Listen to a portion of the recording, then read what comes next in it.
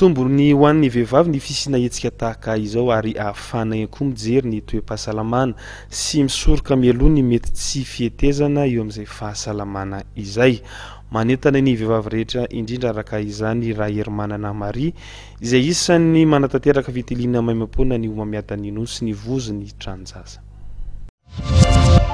Amin'ireo mahavehivavy anahy voalohany indrindra moa amin'izao koa le aretina tsy fantatra hoe ahoana ny homamiadana indrindra izany tsy hita hoe soritra any aty ivelany dia izany hoe izay zany nahatonga anahy mba hijery an'ilay fahasalamana. Raha tiako aloha dia izay fa no ny toe-batako any dia ilay nomy any aloha izany. Mampirisika antsika vehivavy rehetra izany fa izao zany fanararaotana mihitsy hijerena ny toe-pahasalamantsika mahavehivavy indrindra izany dia na zara raha misy an'izao dia misaotra mpikarakara sy nandray anjara toy fa mahafinaritra ny anoatra dia mampirisika antsika foana rehefa misy ohatr'izao zany dia manatona ny toerana ohatr'izao.